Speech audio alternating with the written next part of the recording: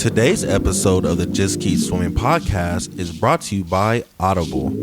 Audible is an online audiobook and podcast service offering over 10,000 books and the ability to listen to your favorite podcasts, including the Just Keep Swimming podcast. I personally use Audible all the time and suggest you take a listen to Intentional Living by John C. Maxwell. In this book, Mr. Maxwell shares his story on how he was able to live a noble and purposeful life and gives you tips and tricks so you can do the same. So please start your 30-day free trial now at www.audibletrial.com/JKS podcast, all lowercase. Again, that is www.audibletrial.com/JKS podcast. And if you have any more questions or concerns for the Just Keep Swimming podcast, you're always welcome to reach out to us on Facebook or at Instagram at justkeepswimming_podcast, or you can email us at jkspodcast702@gmail.com. And with that out the way, let's dive into it.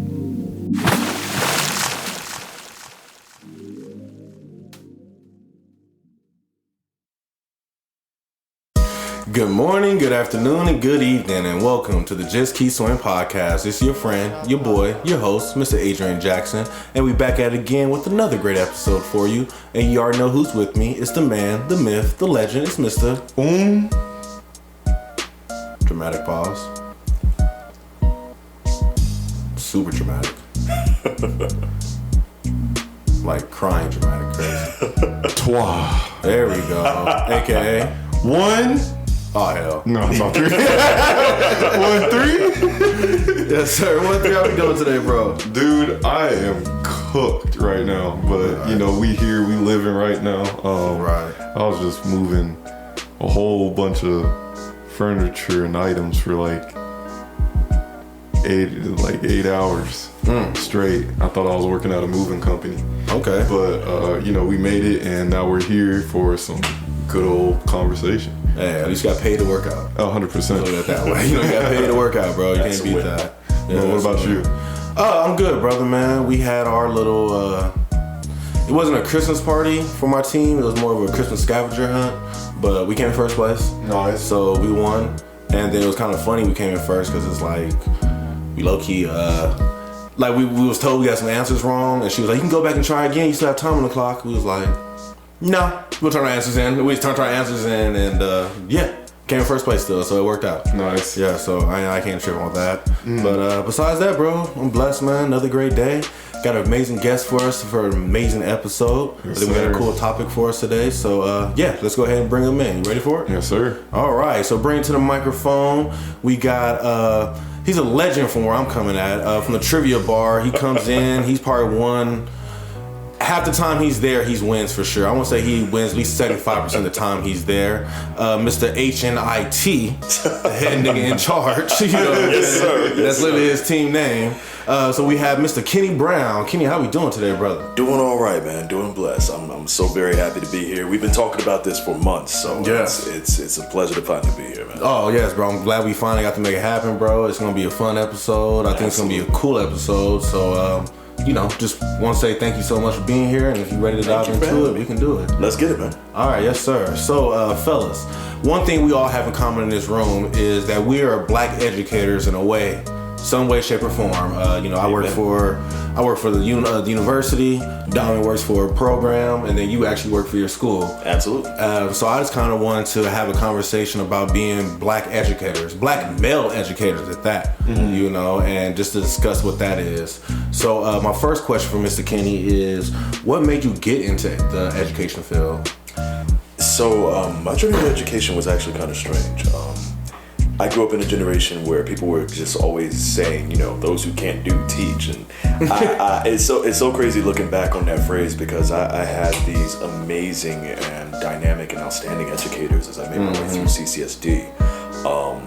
But so much of it just kind of started at home. I'm originally from Philadelphia, so where a lot of the history just kind of comes from you know, all around you in that particular case. My mom, my dad, they always read to me, and then, you know, it was vital that I understood the world around me. So it was really a community thing. Right.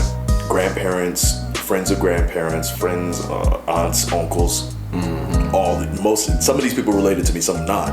But education's been around me just kind of all my life, and then all of a sudden, you know, I'm working at this travel company, which I cannot stand. The person who actually owns it is a relatively evil human being. But one of the best things that I got to do there was I got to actually edit this magazine, this small magazine that actually went out to this small magazine, but it went out to a bunch of different vacation timeshare companies and everything like that to, you know, showcase different locations. And the best part of my job was actually teaching these J1 interns about how to actually do my job, and getting to see them put their own spin on it once they actually mastered the skills that I was teaching them.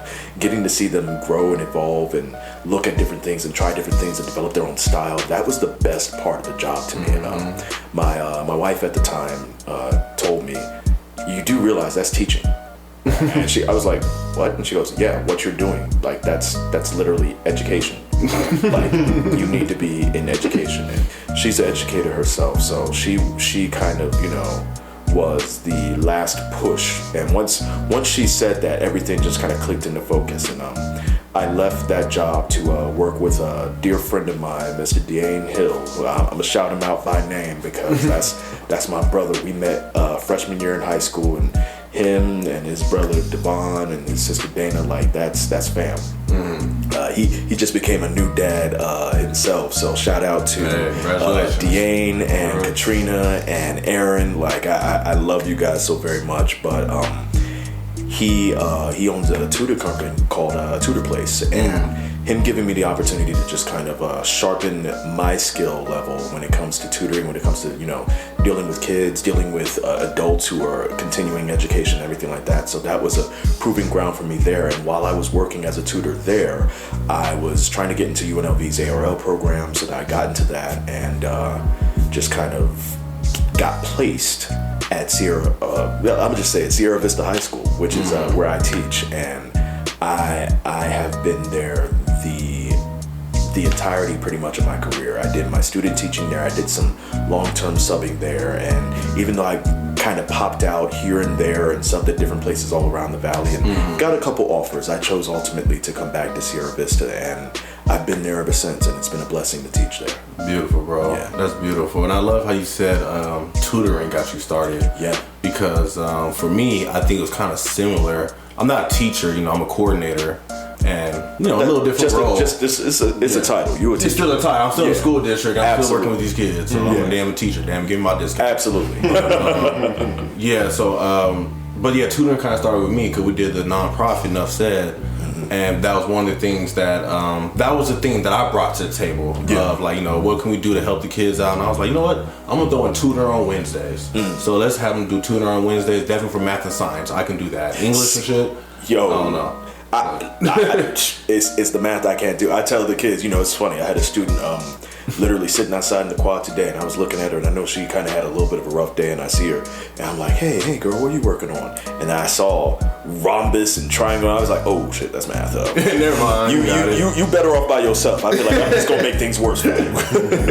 Nah, I feel that, but like, so math for me has always been easy. That's great, because it's like, for me, it's like a puzzle. See, that's, you know, it's just taking a puzzle and putting it apart and putting it together, you know? Yeah. So that's why I always liked it, and I always worked on cars too, so maybe that's my mind worked like that. But yeah, the tutoring got that into me, and then that's what really got me to, like, you know what, maybe working with kids ain't too bad. Maybe this is my calling, you know? I was only working with 1 or 2 kids at a time. Yeah. But it was still a start, you know? Yeah. I think that right there got it. And then when you said it, made me think of you, because you did tutoring too, right, bro? Yeah, I did. Oh, man. It was just, I was going through like a job transition, and a friend was like, hey, I got this position in a sense, and I wasn't necessarily the tutor, but I did do tutoring at times because I was the center director. Nice. So essentially, I was just doing sales and running like the building itself. Yeah. But when I had assessments to bring kids into the program, I had to demonstrate how my tutors will teach them if they enter. So I had to run through the assessment and then kind of give like a little mock lesson on like you know how to do this algebra problem and things like that, or figure out where they're kind of stuck, and then also to gauge where they're currently at, so I can give them the correct material for them to catch up on the things that they don't understand, Right. and then bring them to where they should be. Right, exactly. Man, And you had to work an assessment. Yeah. That's the beast of the work. It's the hardest part. Yeah. And I liked how they structured it, because it was just more so like, okay, they tell me their grade level or what class they're taking, and I'm like, okay, well, solve this for me and let me just watch your process. And then during that process, I would kind of help them out if they did struggle or anything, but if they aced it, then I would bring out higher material to see, okay, well, how much can you handle? And because now it comes to, am I tutoring to help you out currently, or am I trying to enrich you? Yeah. And then based off of that, let me see how you do during this whole panel. Do this for like 30 minutes to an hour, come back, let me grade it. Okay, all right, I see where you're at. This is the type of stuff that you would need to do to get to where you need to go. Yeah. And that was pretty fun, because I think that also kind of related to how I am with my friends. And in a sense, I won't be doing education in the future, but I'll do counseling, which kind of is like adjacent to each other. Absolutely. So and I always just like to ask questions when it comes to like a problem. Yeah. So that just fit in line. And then I got another friend that told me to apply for the organization he works for, and now I'm just kind of more connecting with the kids, but also teaching them about like social emotional learning and things like that, that nature. So instead of like the standard CCSD or school system education, I'm teaching them how to like manage their emotions or just life situations and things like that. See, that right there, you saying that, I think I kind of have to go back to what it means to be a black educator. When I was doing my master's over at UNLV, and I had to build out my capstone. I had to basically define pedagogy, my personal pedagogy, and it was holistic learning, which is to say the social emotional aspect and how it actually interconnects with the academic, and the multiple intelligences, and making sure that you are meeting the kids where they're at. Exactly. And I like that you said that, because as a perfect example, this was happening recently. To preface, you can only have somebody learn something if they want to learn. So exactly. When you prioritize actually connecting with the kids and making them, having them trust you and then forming this bond, then they feel the need to actually want to learn, or at least the chances increase. Yes. So recently, one of my scholars, again, has nothing to do with the program I'm teaching, but after we got done with the main lesson, she was like, "Hey, can you like read my intro paragraph and like see what kind of work I need with it?" And then another student was like, "Oh, can you help me with your math homework?" I was like, "Okay, give me a bit. Let me do this, and then all right, let me read it." Okay, I made some suggestions. This is why I made these suggestions. It's up to you if you want to follow them in the exact way I put it, or just take the edits for what they are. And and that even sparks another conversation of just talking about more about their interests and things like that. So when you prioritize that connection, it's like everything kind of falls into place, just like with other people. When you make a friend and strengthen that friendship, then you guys are willing to do favors for each other because there's this sense of trust. So no, that's beautiful, bro. And I think that's amazing right there. And that actually kind of led me to my next question of like, how do you guys connect with the students? Like what are some, like you said, you're talking to them, you actually listen to them. What are some other techniques that you may do to truly connect with your students? I think so. I have a semi-eidetic memory in that a lot of what I remember, which is so much of my life, which is sometimes a amazing thing, and sometimes it's just like, well, damn it, I want to forget this, you know. But one of my favorite quotes, and I think it's written somewhere in Latin or some other language, I can't even remember, but the basic premise of this statement is, there is a special place in hell for the old man who forgets what it was like to be young. And the thing is, like, I graduated high school 20 years ago now, and I missed the reunion thing that happened. I went to Rancho High School, class of 2004. Rancho, you know. But I remember what it was like sitting in these classrooms. I remember what it was like having to test into a English 10 honors class, because for some odd reason, even though I was recommended for the honors course out of middle school, the counselor I had didn't believe that I was academically prepared for it. Oh, wow. So, you know, and my thing is this, I don't think I'm the most handsome. I don't think I'm the most this or the most that, certainly not the most athletic. If you saw me play basketball, you'd be tempted to try and revoke my black card. That's why I wrestled. Exactly. Yeah, you know, martial arts and rugby growing up. So I can play defense. Yeah, exactly. I'll D you up all day. I will D you up all day. I'll D you up and I'll throw that motherfucking ball down. Exactly. Yep. Shoot that bitch. I'll shoot that nasty ass screen. Yep, exactly. I got you there. I just gotta say, pause. Yeah. Like, pause. He's stupid. He's stupid.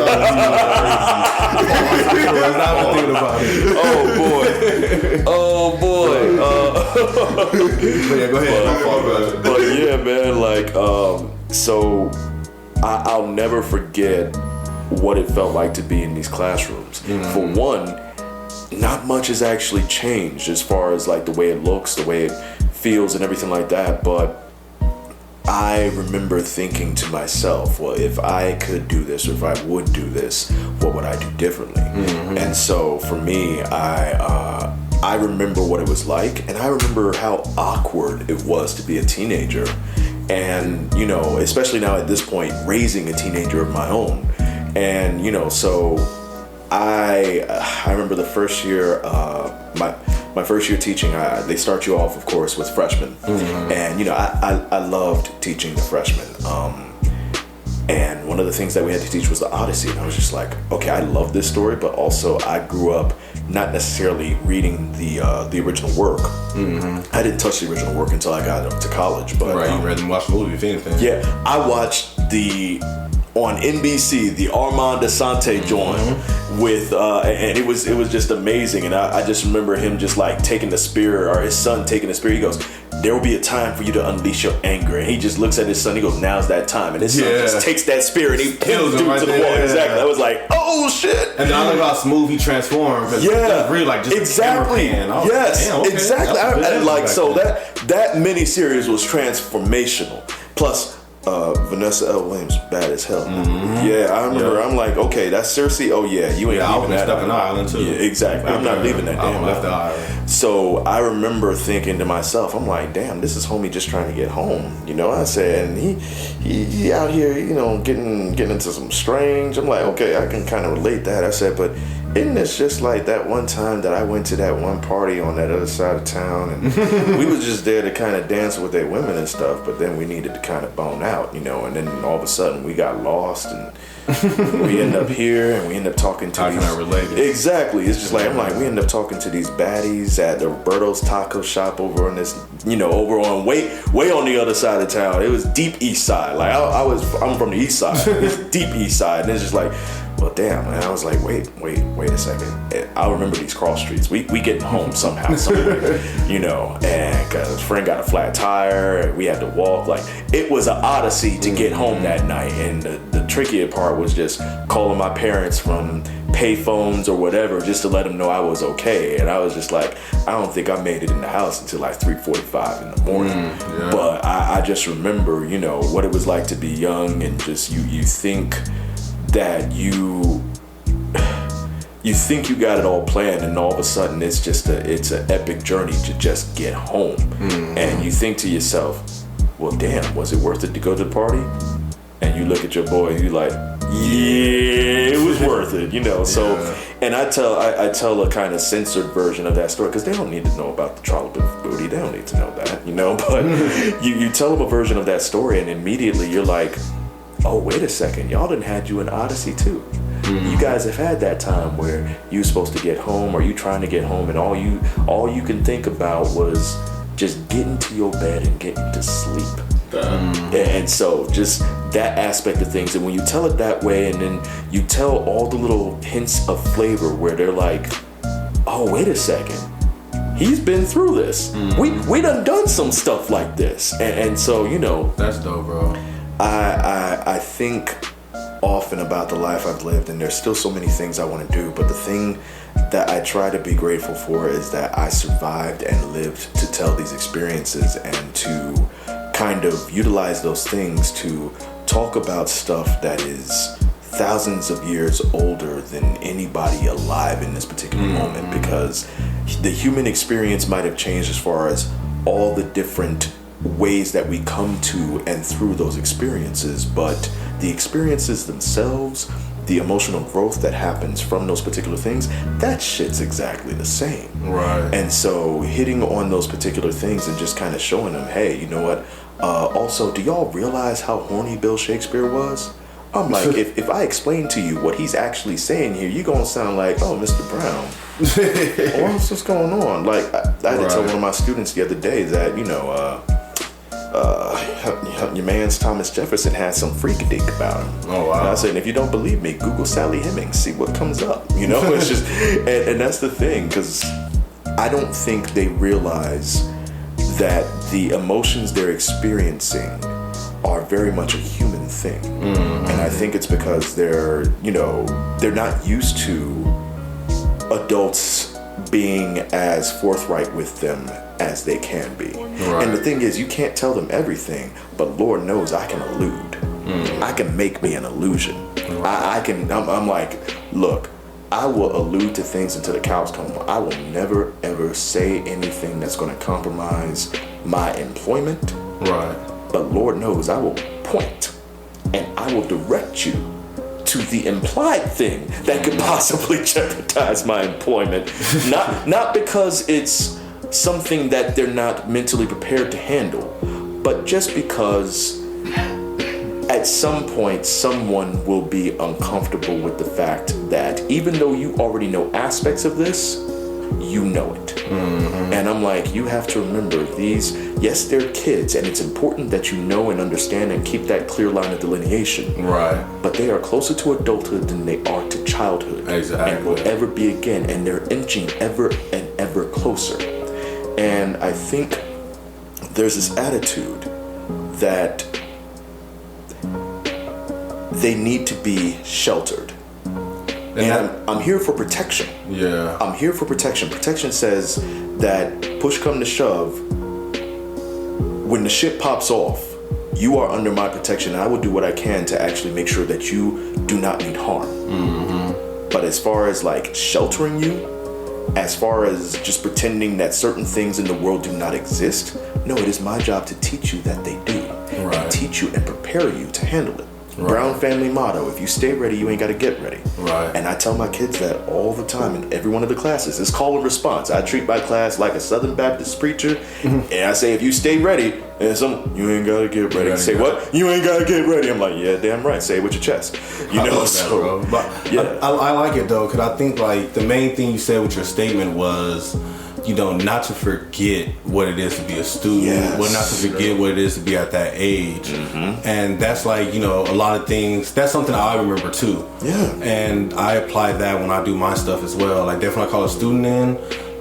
A lot of times, you know, I keep it real. Yeah. They know I'm not about to sugarcoat with you. I'm gonna let you know. And like, even when I do present, like, I'm looking at my presentation, I'm like, this right here is UNR, UNLV. You know, these are some great schools. If you ever seen college on TV, this is where you're gonna see the toga parties and the football games and the drunken nights. You have all that here. And I literally say it to them just like that. Yeah. I'm like, I ain't about to lie to you. Yeah, when you get to college, you're gonna party and have a good time. Like, yes. And this schools will be it. Oh yeah. They cost extra $300 a credit. But this will be it for you though, you know what I'm saying? Yeah. So that's one thing I really do. I don't sugarcoat anything with them. And then one other thing I always try to remember is,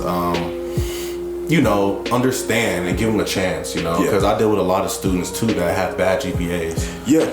But they want to go to college. They want to do something.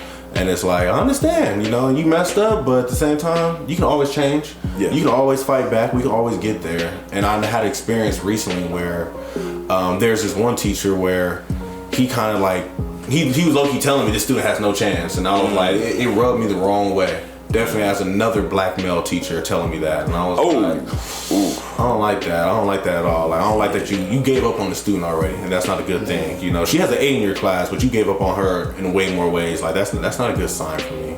So that's one thing that probably why I take my work home too much with me. But I care about them. I really want to see them get to where they want to be. Yes, I really want them to try. And that caring goes a long way though, because you see the people that really don't care. And that's just crazy. And I think another thing that you hit on for me, which I think, to kind of circle back to your question, is the secret sauce to building a good relationship, not just with the individual students, but with the class as a whole. Give up the illusion of control. Yes. Human beings are so obsessed with all of the things that we can control. And the problem is, I think people are best when they stop trying their best to control everything and learn their best to adapt to whatever situations that they are in. Right. So I tell the kids straight up, I said, look, want some real stuff? One of me, 30 plus of y'all. If we're talking about the power and the numbers, y'all have that. I said, I have the knowledge that you will need in order to succeed, and I have the skill set. I have the experience. I said, so push come to shove, there is power in everything that we have. Together, there is power in what you have, there's power in what I have. If you want what I have, you will have to decide whether or not you can behave in the way that is going to be conducive to me teaching you. I said, this is your choice. If y'all want to burn this y'all want to grab Pookie and burn this motherfucker down, you can do it. Exactly. Burn it down, Pookie. You're like, you can do that if you want to, but there will be consequences. Right. Consequences is a naughty word, but at the same time, there are positive and negative consequences. Consequences is a neutral word. Exactly. And it's just like, push come to shove, whether or not you are choosing to be here for your own reasons, be selfish. Be selfish in your education. Say, I'm here for me. I ain't here for none of y'all. I'm here for me. Okay, if that's the case, and if all of y'all are here for y'all, then guess what? I'm here for you too. Right. I want you to succeed. Because you succeeding means I've succeeded. Right. I'm like, I will be selfish and say that your success reflects well upon me. But it's also like, I want you to do well. I want you to succeed. And not just because, not just because I want to be looked at as this great award-winning educator and shit, which I am, and it's cool and everything, but it's also like, my first year teaching, I won CCSD New Teacher of the Year. Oh wow! And thank you. It was a huge blessing, but it was also a bit of a albatross around my neck because I didn't feel like I'd earned it. And it was COVID year, at the tail end of it, or no, not the tail end of the school year was when COVID began. And so I look at it and I'm just like, oh my gosh, y'all have given me this amazing award and I don't feel like I've earned it at all. I'm just getting started. I ain't done shit yet. Right. So I told myself for the rest of my career, earn their faith. Earn that faith, earn that promise that somebody decided that you showed, but at the same time, make sure the kids know it's for them. Right, exactly. And I think that right there is like maze right there. Make sure the kids know it's for them, and that's the main thing, is make sure they know it's for them. Like, I tell them that all the time. Like, I'm not gonna twist your arm. I'm not gonna hold you after school. I can't make you do nothing. No. But if you want this help, come get it. I'm here for you. Use me, abuse me, take advantage of me. This is what I get paid for. Like, I'm here to help you get to college. If you kind of come to my room every single day and harass me about something, get you to college, I will help you every single day. Every time you show up, I will help you. I wouldn't say, nah, get out my face, Johnny. Like, no. Effort. Yeah. You're rewarding the effort. Exactly. Like, you gonna keep coming, I'm gonna keep helping you out, And that's exactly what I do, man. So I think that's beautiful. But what about you, bro? Because I know you deal with kids that have a little more, you know, in terms of like connecting with them, right? Yeah, just like you connecting personally to get them to like, you know, want to earn your trust and actually believe who you are.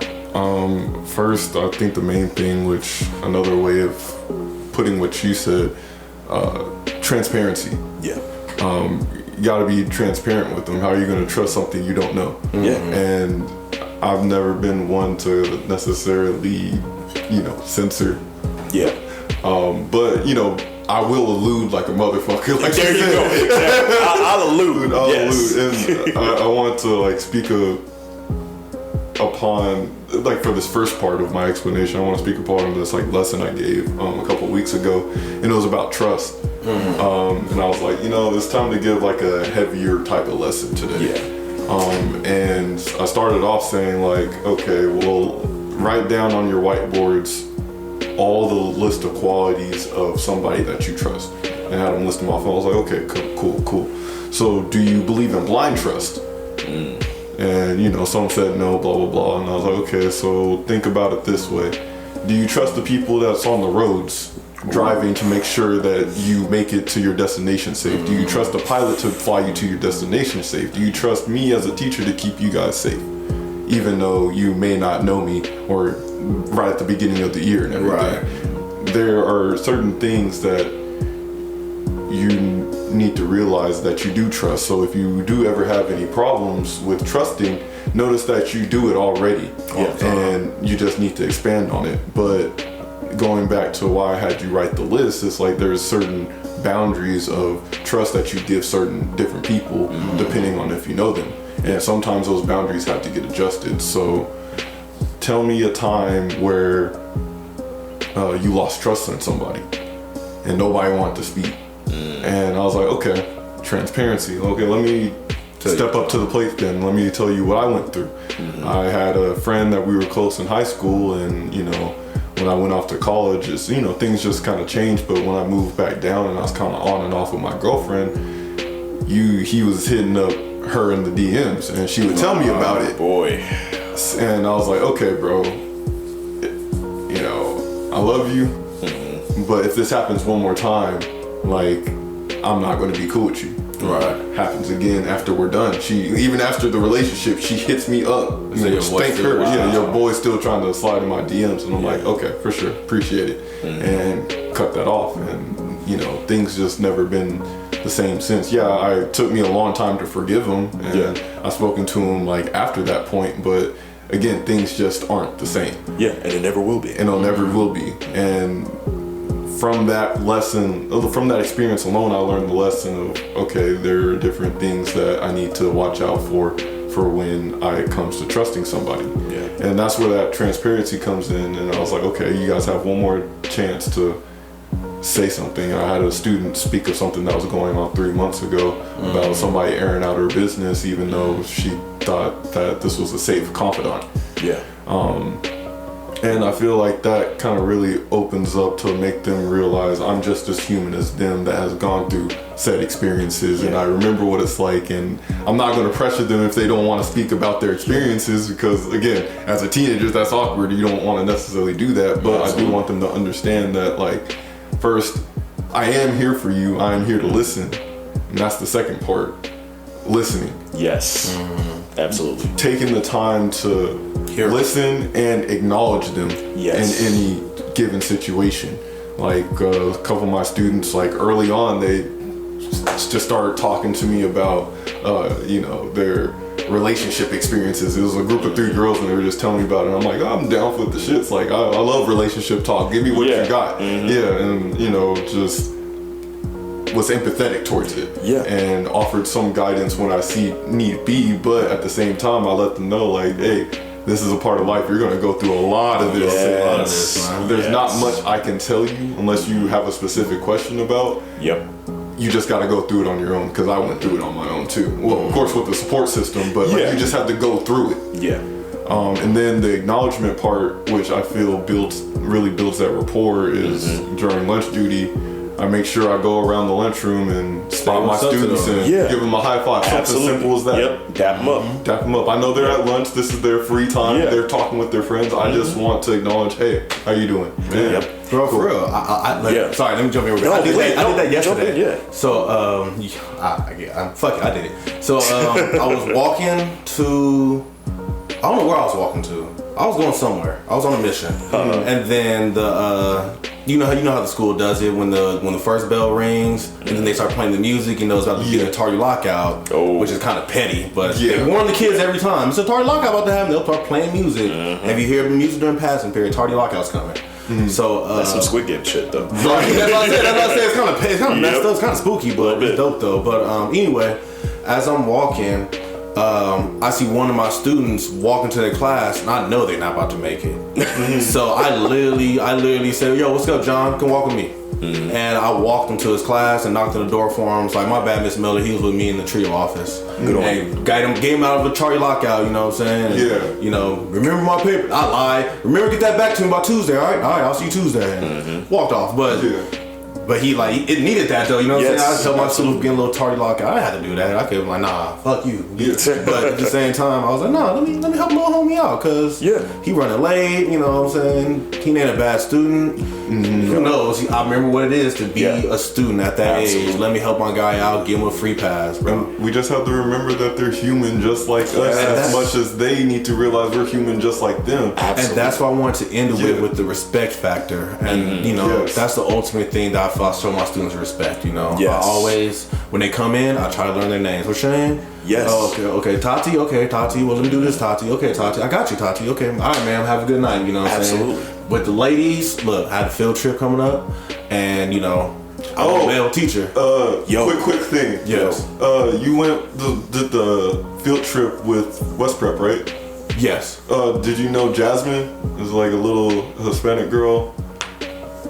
Jasmine Ramirez? Yeah, I think so. Yes. Yeah, she told me that they just found out that you're my brother. Oh, really? Yeah.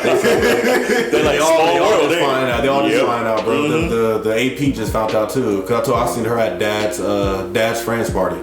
Yeah, I was at the party. Oh man, nice. So we had the same last name. The sister girls had the same last name. So I saw her at the party. And I see her work all the time. Okay. And I need a shirt for the field trip, so I wanted to wear my West Prep shirt, but I didn't have one. So I went to talk to her. She walked into Miss the room. Jackson, right? Yep. Yeah. So as we're walking, I'm like, Miss Jackson, who your people? We got the same last name. You gotta ask, who's your people? So I'm like, who's your people? Wooty woo woo. I'm from Tallulah. She's like, yeah, how you know? I'm like, okay. But she started naming names. So I don't know none of them people. Yeah. So I'm at the party, and I'm just sitting there. The only reason I went to the party because Dad said he'll buy me a drink, and I was like, you know what? I'll go have a drink of pop. So nice. We went to go have a drink, and we went to the party. Bartender was taking slow, so we in line. And out of nowhere, she come tap me on my shoulder. Who you know up here? And I'm like, I know it's Miss Jackson, but the way she asking me, and of course, it's my dad's friend's party. I'm seeing all these people that. You went that night. So it's like after about 40 of them, you're like, I'm gonna assume I don't know anybody here, or everybody comes to me. It's like, I remember you. When you was little. She was like, nah, I'm at West with you. I was like, I knew it was Miss Jackson. She's like, that's my dad. I grew up with your daddy in the same neighborhood. And all that stuff. So I told you those people. Small world. She had the vibe. She has everything that shows that you too close to me. I know you're close because you just give that energy. And that's how I felt when I met her too. Like it's just cool vibe. Yeah, it's Cool just like, vibe. I don't know how, but you fam. Yeah, Fam, exactly, Like everybody else I meet, it's like cool, I respect you, but her, it was like you feel like family. Like, I feel like I used to grow up with you, see you grandma's house or something. Like, I forgot to know you. Man. So I'm gonna speak about that next time I see her. She gonna know. She ready for you. I'm surprised she hasn't seen you yet. She's waiting for you, my nigga. Man. She's really waiting for you. But yeah, bro, respect, bro. So look, actually, I'm gonna use another story now. We're gonna go, and after that we go to another question. But so the respect factor is something that we really have to give, and the idea of showing that we care. Yeah. So prime example, we talked about the field trip just now. I had a field trip. I took 2 schools at one time to the same place, but I had 2 buses. So I had one school running one bus, and I was on the other bus running this bus. So one bus, all hell broke loose. I had 50 students, and the bus had 48 seats. Ooh, shit. Yeah, so I had to kick off some kids. Exactly, bro. And then my chaperones had to drive themselves, and we had one chaperone on the bus with all them kids, and luckily she's a monster, you know. Shout out Miss Hodge, she's a beast. But Nice. yeah. So we had to kick off some kids. She helped me decide which first kid to kick off. That's because that kid was late. If the bus didn't arrive on time, if the bus arrived on time, she would have missed it. So we kicked her off. Second kid, I literally signed her up the day before the field trip because she was somebody's daughter. She was one of the teacher's daughter. I got you. Bring her on. Yeah. You know, signed her up. And then the third kid, I had to kick him off because the day before he sent me an email saying he can't make it. Okay. So I was like, oh, okay, you can't make it. So I took her off the list. Technically, I replaced him with that one kid that came on right away. Yeah. And then, of course, somebody's going to be absent. You know somebody's going to be absent. So then I was like, bro, unfortunately, because you sent that email, I didn't count you being here. I gave you your shirt and everything. We got to get you off. Yeah. So then, hurt my feelings. I felt bad. And I wanted to show this man that I feel bad. I ain't kick him off the bus. I want to show he had no target on his back and nothing. You know, Yeah. Black Samoan kid. I don't want him to feel bad. So what did I do? I went to the office. 2 kids actually. I had to kick another kid out because some other reasons, but we ain't gonna talk about that. But what I did was both of those kids, I went to the office all the way to UNLV, and I got them 2 shirts each, and I brought them all the way back to my school and brought them up to school and make sure they got a shirt. You know what I'm saying? I'm sorry you couldn't go. My bad. It sucked. I felt bad. I want you to show us no hard feelings. How's your resumes going? You still in your applications? Let's get the business now. But I just want to let you know I'm here for you still, bro. Like, I didn't want to do that to you. You know, compared to other people where, oh, you miss it, bye. And you know, it's people out. There's some teachers in there cold-blooded. Oh yeah. Whoa. Ace. Man, you ain't lying. And the thing that you like, I'm glad that you tied that to respect, because I think one of the things that, you know, a lot of the kids tend not to, you know, look at is, hey, I respect you. You know, they're like, well, you got to give respect to get it. And I'm just like, so typically, and it's so funny too, because when they wild out, as kids are wont to do, you know, I think when that happens, the first thing I ask is, I said, hey, be real with me. What did I do to you to make you treat me so disrespectfully? When you say it, when you phrase it that way, they're like, you didn't do anything. I was just, I'm acting an ass right now. Let me stop. I'm emotional right now. Yeah, exactly. And that, being able to state those particular things that make them self-reflect and make them just look at, wait, oh yeah, I suck right now. And that's the funny thing, because I think when that relationship has been built, you can ask that question and immediately they're like, ooh, you know what? Nah, let me chill. What did they say right now? Oh, I'm crashing out. I'm crashing out right now. Yeah, exactly. I'm crashing out right now. And so, you know, it is so funny too, because they all want to do well. They all really want to. Nobody wants to be an ass.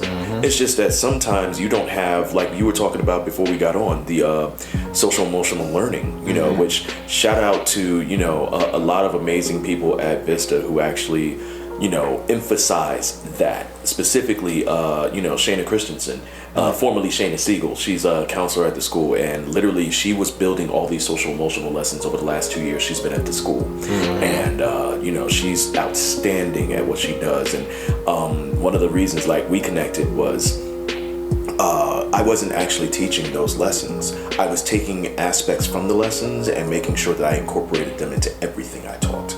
Because when I showed her my capstone, and I told her, I said, social emotional learning is literally the bedrock of everything I do in this class. I start off every class with about 10-minute session. I call it What's Really Good. It was supposed to be, good things. I'm like, no, we call it What's Really Good over here. Like, we gotta have a little spice over here. Exactly. Yeah. So, you know, and it's so funny too, because when you don't do it, that's when the kids ask for it. When you miss a day of it, we didn't do what's really good. I'm like, you don't never tell me what's really good no way. Yeah, but I might. You know, I want the opportunity. Exactly. Yeah. So it's so funny because, you know, you dap them up coming into the class. That one time you didn't, man, Mr. Brown, you ain't give me no fist bump today. What's going on? What's wrong with you, man? Like, what I do to you? And so it's just like the things that they don't necessarily. So many times you start it off and it's, man, whatever. But the second you don't do it, where my fist bump at? You know, it's just, it's the things, the little things. I keep telling the kids, I'm like, because so many of them they see the social media stuff, they see all the little affirmations on Instagram and everything like that, little dollar store wisdom and shit. And I told them recently, because right now they're building a lesson that they have to teach, but I started by having them define their own pedagogy. How do you best learn? What does good teaching look like? What does it feel like? And if you had to do my job, what are the things you're going to consider?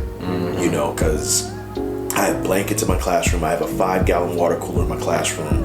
I keep food in my classroom. Kids cannot ever focus on anything in education if they're hungry. And kids will say, I want to go and get some water. You got water right there. You got water over here, and it's good water too. It ain't that boo-boo water that be coming through the pipes and stuff. And at the same time, I'm sure you probably treat them like the adults. Go get some when you're ready. Exactly. Go get some when you need some. Yeah. Just right there, though. Just let me know. Exactly. And I'm like, hey, this comes out of my own pocket, and I don't mind spending the money on you guys because you're worth it. But at the same time, if you're worth it, you need to act as if you're worth it. Know your value, know the value of the people next to you as well. But it is that respect, and it starts with the self-respect aspect of things. Right. And that's why what you did was so big. You went out of your way and you grabbed those shirts for those people. You let them know that they matter to you, not by just you telling them, but you showing them those actions. Something they can take with them. I keep telling them, I say, hey, you know what, honestly guys, y'all keep focusing on great. I said, how many of y'all want to be great? And they all raised their hands, and I'm like, okay, cool. I said, stop focusing on great and start mastering what it is to be good. Goodness is hard. Right. Goodness is sustained over time. Being good takes work. You could trip, stumble, and fall your ass into some greatness. I know some horrible people who've done some amazing and great things, and they are trash human beings. Right. But to be good is a concerted effort. To be good takes work, and to be good is something that I aim for just about every day. And some days I think I fall short, and some days it sucks. Human, yeah. Exactly, because we're human. But I would rather focus on trying my best to be good, because when you look back, enough good adds up to great. I was gonna say, like, with consistent intent Yes. and effort towards goodness makes a great person. Absolutely. Yeah. That's, but you can't be necessarily authentically, meaningfully great Yeah. without being good. Yes. Right. You can't be a 2 without getting to 1 first. Exactly. And figuring out how to be a better 1 again and again and again. Stop trying to leapfrog the work. Yeah. Stop trying to leapfrog the work. Like I said, I think my favorite, somebody said the other day, every superstar was a rookie at some point. You know what I'm saying? Every mega star was in a bar somewhere singing at some point. You have to crawl before you walk. You can't get that, bro. You have to learn. So that actually perfect. I think leads to my next question. What are some of your toughest difficulties being a teacher, being an educator? Oh man, you want to take this one first? Yeah. Yeah, please. I would say. And then too, before you go, I just want to put emphasis that me and you are rookie educators, bro. And then 100%. You said you a veteran educator, so we're gonna make sure we put that on there too. So put it on there. Bro, I'm still a rookie. Until I hit that 10-year mark, I'm still new. Yeah, I haven't made it a year yet, so. I would say the figuring out how and being patient with connecting with the kids that are not as interactive. Or that struggle with behaviorally, if that makes sense. Because I can always teach a person if they're not that great at something, but like when it's hard to connect with them to get them to where they need to be, that's where it's a little difficult. And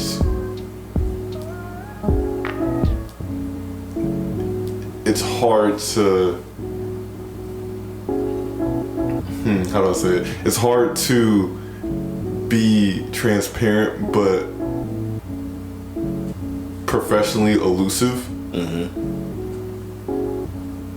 to teach them to get to them the way that you probably need to get to them, especially when they're problematic in a sense. Oh yeah.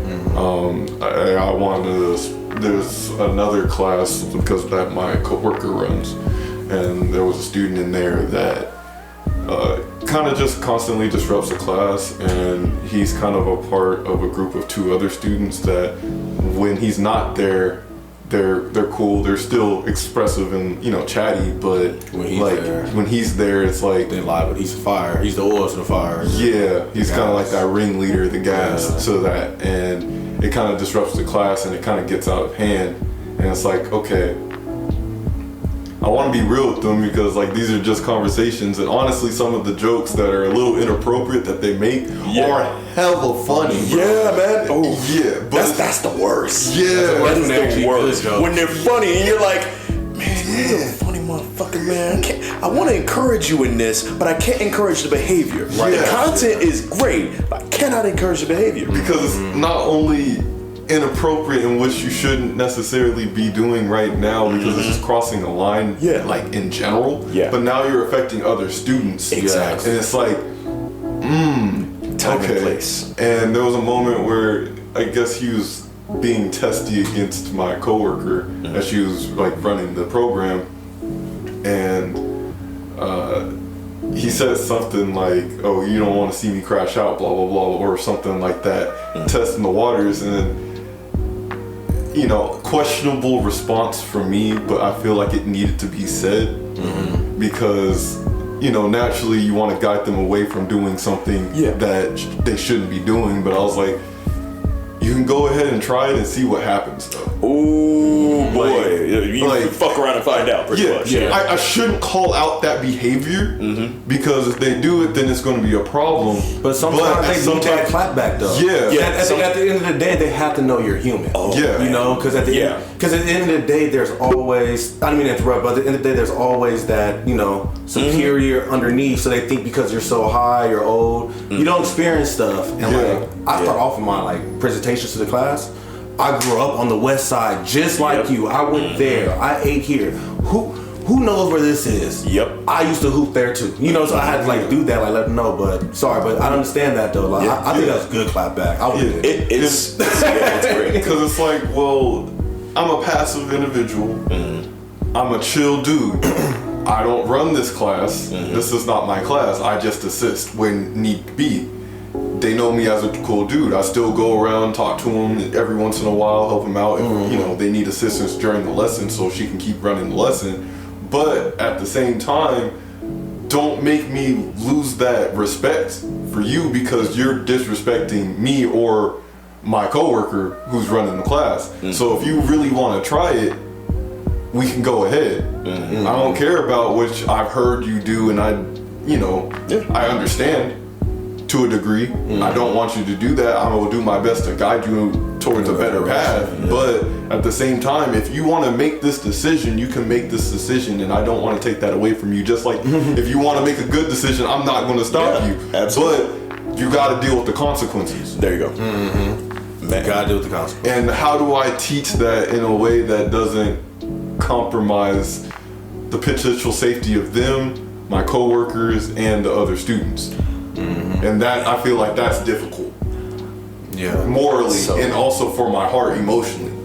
That is difficult. So I got a little something for you because, so a couple things. For one, I think I told you guys off camera, off mic, and I think I mentioned this as well. I grew up doing martial arts and playing rugby and everything like that. And one of the things I had to learn about myself is, to be responsible with my power.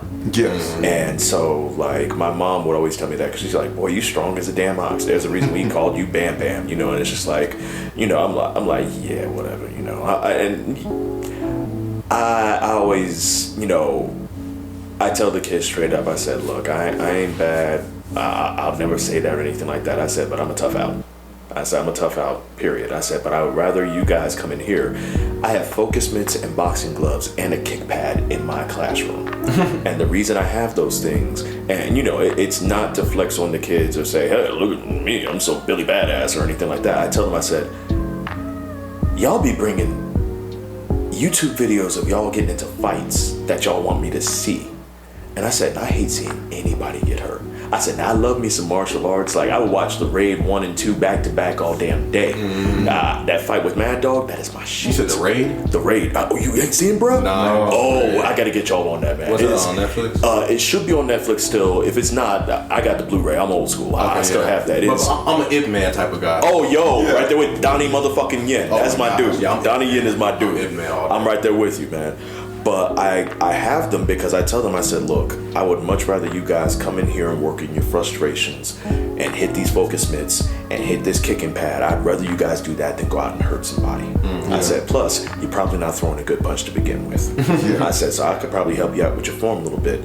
I said, but anytime anybody, decides to do that, so the question, two lines of questions. Like I said, I'm here for metacognition, aka making you think about the shit you do and why you do it. Yeah. So the next time that young man who is funny as hell and seems to be charismatic and is, got a degree of power, ask him straight up, do you have any idea how powerful you are? You're a funny kid, you're bright, you're this, you're that, and then, make sure you let them know what you actually think, and then hit them with the question. Do you think that you are wisely wielding your power in that classroom right now? Ask them that one, and then ask them the harder one. Are you worthy of your power right now? Do you believe that you are worthy of the power that you have been gifted right now? Because unfortunately, I don't believe you are. Show me different. And the second you say it like that challenge, because it's something in everybody where you're like, fuck, what do you mean you don't believe in me? Yeah.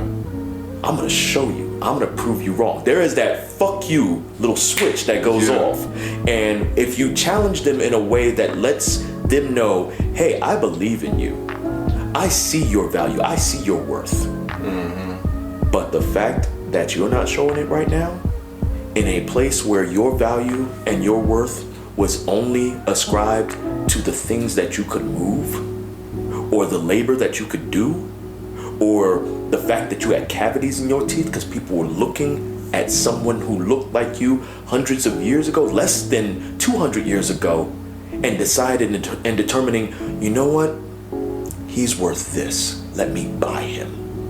We are still so close to a time in which we were owned by other human beings, and that was worth. And I'm telling you that you have worth beyond that. Are you living up to what your actual value is? Are you living up to your worth? Are you living up to your power? Because right now, I don't think you are. And that's the thing that's beautiful about that, which is crazy, is like, yeah, sure, it's a fuck you response because it's like, how dare you say that to me? Yes. But the next thing that comes is like, okay, how am I going to show you different? But then that falls back to the first question, is like, do I see my worth, and what does that really mean to me? Yes. Because if you're not, in the words of the great Audre Lorde, if you don't define yourself for yourself, you will be crunched into other people's expectations for you and eaten alive. It's one of my favorite quotes of all time. I love me some Audre Lorde. And it's just like, when I teach those kids that quote, they don't know what the hell it means at the beginning. But then I say it again at the end of the year, and they're like, okay, now I get it. I'm like, you don't have to ever set foot in here again. You're still gonna be my kid. I'm still gonna ask how your mama and your dad are. I'm still gonna ask how your grandma is. If there's anybody who is invested in your power and in your worth, I wanna know about them. Because those are my partners in this shit. Even if I don't ever meet them, I'm gonna ask. And if I meet them, I'm gonna be asking about them all the time. Mr. Brown, why you always asking about my parents? Because you got them. Because they give a damn. Because we've interacted.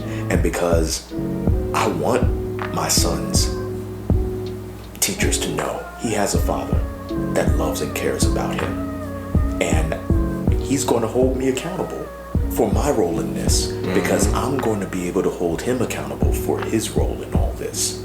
It is a community. I wasn't just raised by my mom and dad. I am also the product of lessons that I learned from Mr. Steve LaDucer, white redneck cowboy, his words, not mine, who taught me more about MLK than anybody had ever had ever done so at that point. I never read Letter from Birmingham Jail until I got to Deuce's class my junior year. You know, the product of, and these, there's some white men, there's some white women, there's some black men, there's some black women, there's some Latinx teachers I had. Mr. Ricardo Gutierrez, 7th grade. Ken, you're smart, but you're a bullshitter. That push, that challenge, I'm like, I'm a bullshitter. Fuck you, I ain't a bullshitter. And I know what it's like to be challenged by someone who gives a damn. You know, I also know what it's like to see an educator who looks like you and you feel, oh, who hurt you? Because why is it so fine that you hurting me? You're right. You know, I know what it looks like to look at somebody and think because we look alike, we should have simpatico, and only to find out We don't. we don't. Because they don't give a shit because they're still battling their hurt and their pain. And you saying that is how I felt about that teacher. When he came to me and told me, this girl don't need to be called out of class, this girl don't need to go on no field trips or nothing. Like, it shocked me because I'm like, yo, why are you telling her she don't need an opportunity to get somewhere? Like, what makes you say that? Like, Who hurt you? Exactly. And that's what it felt. And it felt like he was mad. Like he was like, like he wanted to cry. I'm sitting there like, I feel bad for you, sir. Yeah. Because at the end of the day, I hate to say it, yeah, she has a bad GPA. She can go to CSN, no problem. Yeah. Easy. And I'm pushing her to get to CSN and watch this girl go to CSN. And I hope she come back and laugh at you because you shouldn't have treated her like that, you know? And I was upset. I'm like, I don't like that. And I don't like that you're trying to rub your opinion of her on me when we never had an issue. Yeah. You know what I'm saying? So like that's things I don't like though. But you do see that though. Like you see the people that are hurt and you see the teachers that love it. Like they're amazing and they're glowing and they love the stuff. Yeah. You see the ones that, man, they're this right here is a stepping stone for them. This is a transition job for them right now. And they happen to get into it and they happen to be good at it, but they hate it. Yo, oh Lord, bro, my brother Shane Gibson, who is my co-teacher over at Sierra Vista, like he brought me into the student council thing, and one of the things he said today is, if you don't like talking to teenagers, if you don't like interacting with the kids, why the fuck are you here? Why are you at school? Why are you teaching at a school? And that's you. I think. Do you fuck with Hiatus Coyote? Yo, yes. So that shit. I only heard a couple songs, but like it's always fire. I will send you all that shit. They are some soulful white folks from down under, and one of the tracks on their latest album, their lead singer Nye Palm, she dope as hell. Yo, she fierce as hell, man. They're all so dope. But the song goes, "You don't make friends, you recognize them."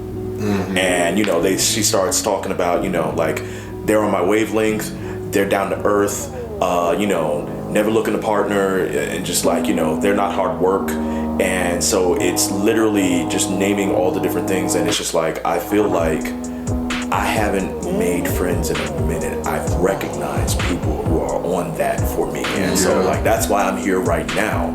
You know, and it's just like, you know, the people who are about what you're about, and you also know you might not necessarily again know them immediately, but once you recognize them and once you have that connection, like once it sparks. Once it sparks, and it's just like, I want you to see me. I want you to recognize me. That's literally the bridge to the whole song. I want you to recognize me. I want you to see me. And so it's just like, that right there. When you see that and when you recognize that, and when it happens to you in education, whether they're teaching math, whether they're teaching whatever subject it is, I suck at math. But if I had a teacher like Stephanie Foresta, if I had a teacher like Amanda Phillips, if I had a teacher like, you know, Caleb Van Atten, all these amazing math teachers that we have at Vista, I would have probably been a better math student. I would have probably still sucked, but I can do the mathematical stuff in my head to some degree. Exactly, but it's just like, but I had, you know, Mr. Chin and Mr. Townsend Freud, and at Rancho, they made me feel like even though I wasn't the best student, I wasn't stupid. And that's kind of what you need. It's just like, your intelligence might not show in this particular subject, but you're smart. Keep trying. Keep trying. Give effort.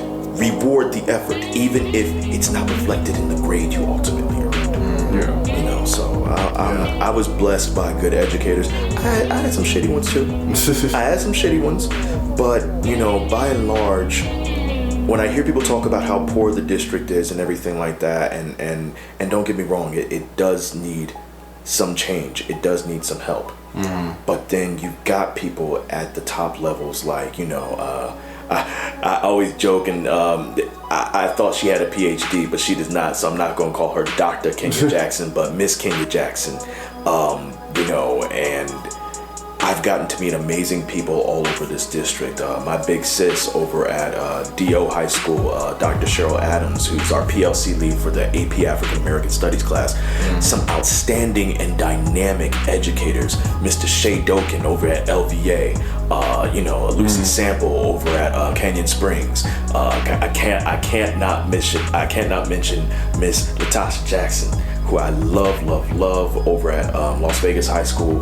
Like, getting to see these disparate people in all these amazing different places who are teaching the same subject and yet bringing their own thing into it. And not all of them are African American, but yet at the same time they teach it with the same kind of fervor and the same integrity that I teach it with, just different experiences.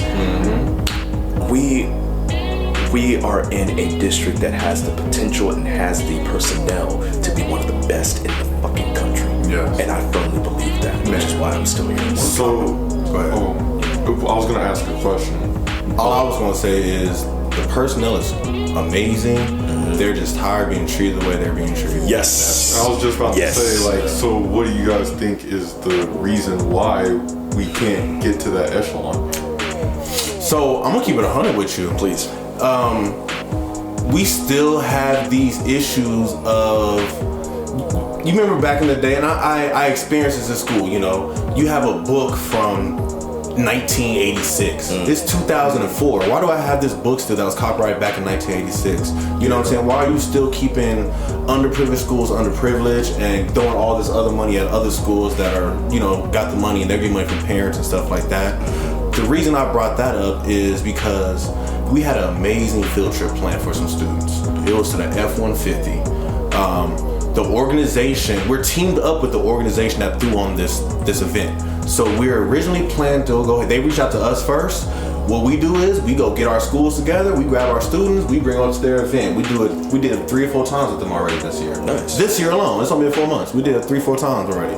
But for this F-150 event, right, this organization put it on, the school district reached out and said, these schools are not allowed to go on this field trip. Why? Exactly. Of course, it's all the trio schools that are underprivileged with underfunded schools. We have one trio school that was allowed to go, and that's because it was West Prep wasn't allowed to go, and they're a preparatory academy. Every student I ran to at West Prep, the lowest GPA I ran to so far is 1.9, my nigga. And she's on the ropes of getting kicked out for 1.9. All my other seniors, they all got 2.8s, 3.0s. I see some 4.2s. Like, these kids got some good GPAs, but their school can't go because they're on the west side of Las Vegas. You know what I'm saying? Some old Billy Jack bullshit, bro. Exactly, and stuff like that like really blows my blood. Like, why are you? It's the middle schoolers at that. It's not like it was in the high school. It's just the little schoolers. You know, we're going to see some racers. This can motivate some kids. Who knows? This is a great treat for them. And y'all just say, and mind you, buses are paid for. Food was ordered. We were ready. And 3 weeks before the field trip, the school district come out of nowhere and say, y'all can't go. This one school can go, but we want these other schools to go. And because we want them to go, we'll pay for them to go now.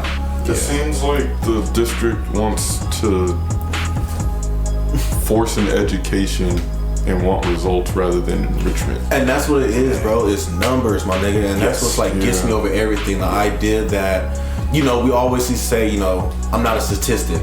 Yeah. But they really treat these students as statistics, you know what I'm saying? And that's one thing that just like blows my... And you know what? That's why I fucks with CSN big time right now. Because CSN says, if you want to learn, come here. Yeah. You know what I'm saying? If you want a scholarship, apply by this day, you gotta do 8 hours community service, send me this score, sign up for a mentor so we can help you while you're going through school, and we'll pay for the school for you. You know what I'm saying? Shit like that is like, that's what we need, you know what I'm saying? And that's real. I had a student, who I talked 2 years ago now, and she's a senior, and she reached out to me a little while ago and just let me know the positive impact I've been on her life. And dude, that's why we do the job. It's been such a big blessing. But she's at CSN high school this year, and it's so cool to see the things that CSN is trying to actually do for these kids. They're doing such amazing work. And to come back to your original question about what it is, a lot of it is a numbers game, and another part of it, and at this point, I'm just like, if you hear what I'm saying and you have a problem with it, get at me. I'm at Sierra Vista High School, room number 228. Come see me.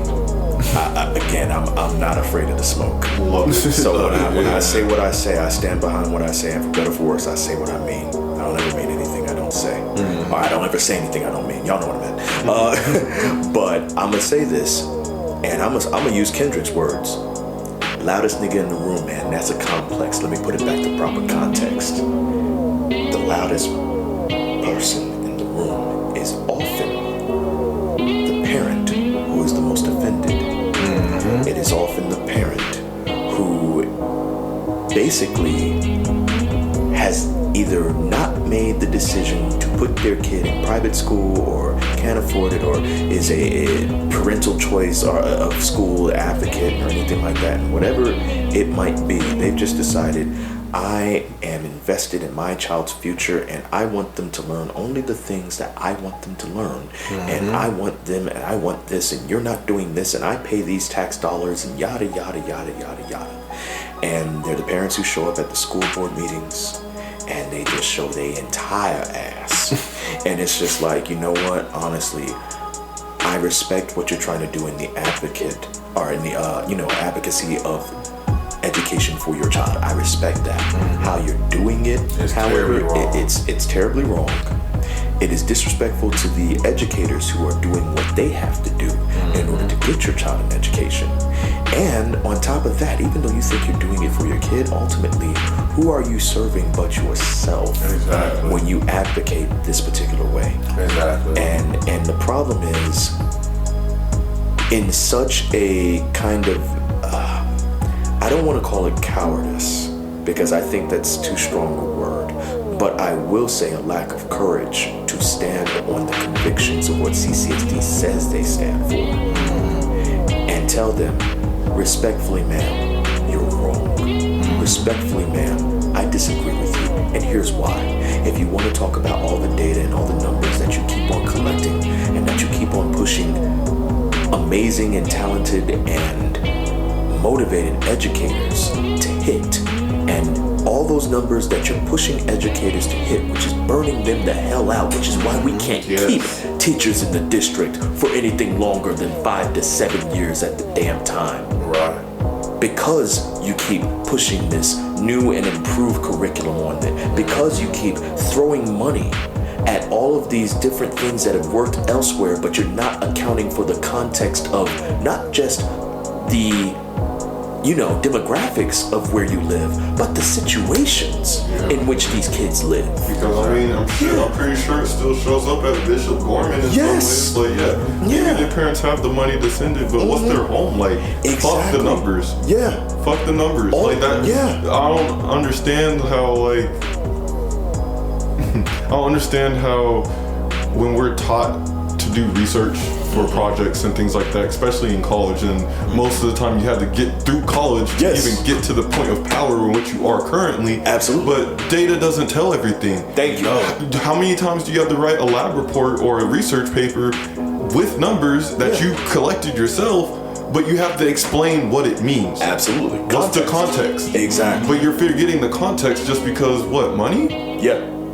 What is it? Numbers never lie, but they rarely tell the truth. Yeah. And what version of the truth are we telling? And that's the thing. Truth has become such a subjective thing, where it's literally just boiling down to whose perspectives are we considering in this? Are we considering the parent who is working swing shift, and Lord knows they are dragging all kinds of ass trying to get to these parent-teacher conferences, and some people, well, if they're gonna be there, and all due respect, that's bullshit. I'm like, all due respect, it ain't you. All due respect, you ain't been through it. All due respect, you know, yes, people are going to have to move mountains in order to do something. I saw my mom do it.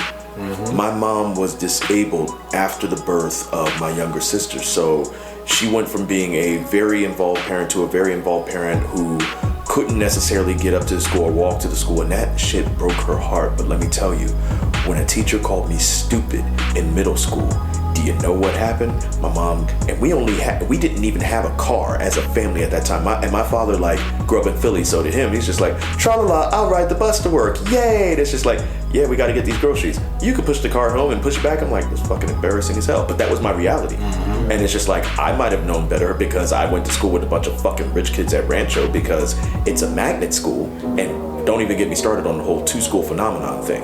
Yeah, that's weird. I went to Clark for the magnet program as well. Yes, that's just so wild. It's weird. Yeah. That makes no sense to me. I still don't understand that shit. Like, and it's hard not to adopt that mentality too. And it's like, and I think that's one of the reasons why I was, I guess, and people want to say popular, but like, I was cool with everybody. It didn't matter who the fuck you came from. Like, if you spark a conversation, I'm chill with you. Yeah. It's why is there this divide based off of numbers at the end of the day, or grades at the end of the day? Because it's taught.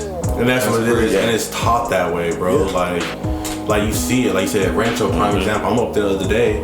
You got the nursing students walking around in their nursing outfits and stuff. And you know, you go to the library, they all in the library eating lunch. I'm thinking like, where everybody else at though? Yeah. You know, they all downstairs. I'm like, why though? They not allowed to come over here and eat too? Like, what's going on? But and that's the thing. But you know, it's so crazy because you have the parents who, you know, are fortunate enough to be a little bit more wealthy or have a little bit more time, so they are the ones who appear before the school board or before the parents, and they are before the administrators, and they're the ones who sue, and they're the ones who point and threaten litigation, and then CCSD's like, oh, okay, we'll give up the ass, and you know, arbitration, and it's just like, yeah, but the thing is, there are parents who invest in their children, and you only see those investments in the classroom because you're not invested enough to see what the parents are doing. And the thing is, like I said, it's not all the parents. And some of these parents, like I said, we all want the same thing for our kids, but how we go about it, you know, like I said,